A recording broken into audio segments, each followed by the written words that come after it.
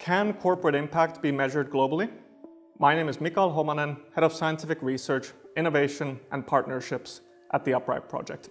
I'm here today to explain the Upright methodology.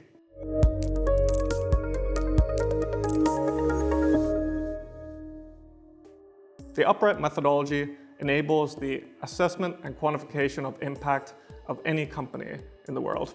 And why does this matter? Well, if we want to direct our economies towards a sustainable future, we need to have the ability to know what the impacts are today, whether it be the positives from any product that creates positive outcomes on our mental health to the environment. This is something we need to know.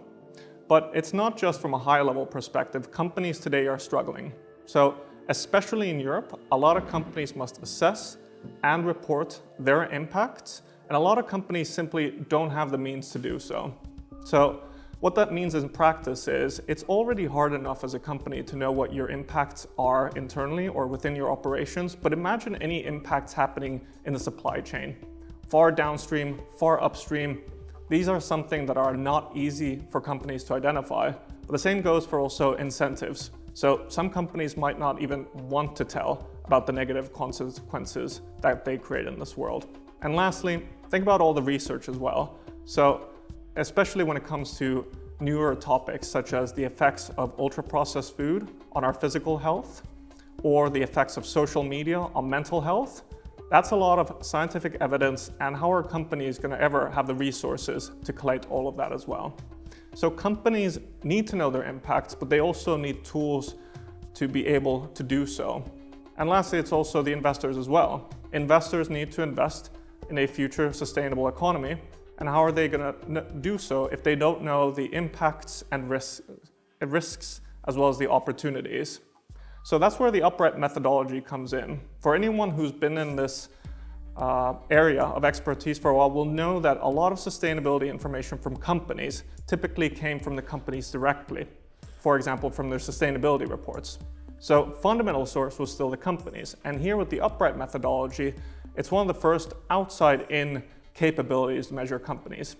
And what that means in practice, it's three main core ingredients. The first core ingredient in the Upright methodology is measuring the business model. Upright for over 7 years has been measuring companies' business activities. What that means today is it's 150,000 products and services. And so what Upright does is focuses on the fundamentals. What is the company making and selling? That's the first ingredient. And the second ingredient is then the impacts. Upright makes use of over 300 million academic articles, as well as other sources like from the World Health Organization. So think of all the research over the years that has shown that smoking tobacco or cigarettes has a negative effect on our physical health. That is a lot of academic evidence, and it's directly associated with a product. Every product and service has an impact, and so the last ingredient is Upright's value chain methodology. All those products and services in the end are connected to each other. It takes a product to make a product.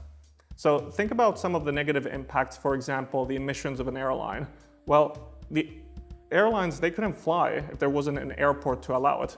And so that means the airport deserves a proportion of the blame, if you will. And same goes for all types of other companies. Some companies focus on healthcare services, so any company upstream of that deserves part credit for enabling the creation of that positive value-adding product.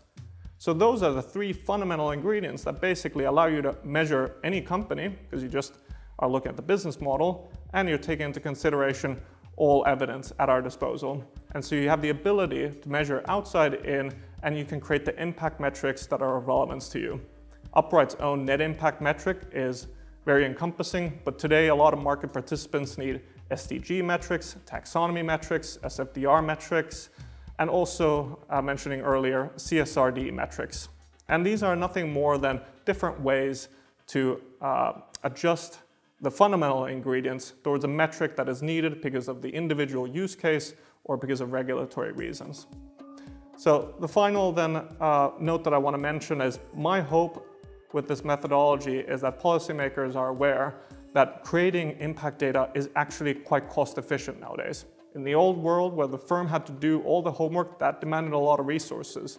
With newer technological capabilities, DMA data or CSRD and impact data, it's becoming very accessible. An Upright project has already, for example, modeled the impact of US companies, even though the regulation doesn't require it. Furthermore, when it comes to companies as well, hopefully they'll be able to recognize the value add of an outside-in measurement, have all that latest science, to have that greater understanding of your own impacts, not just for disclosure, but also strategy. And same goes for investors. Investors have been asking for sustainability data or better sustainability for a long time. Now there's impact data. It's all encompassing, and for each impact, there's a risk and an opportunity, and hopefully it'll put investors in a better position to invest in the future.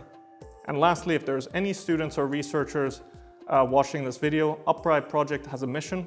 10,000 corporate profiles are publicly available, and 35,000 mutual funds, ETFs, and even private funds are publicly available and accessible. So whether it be for your own use, as a consumer, as a saver, you can make use of this data.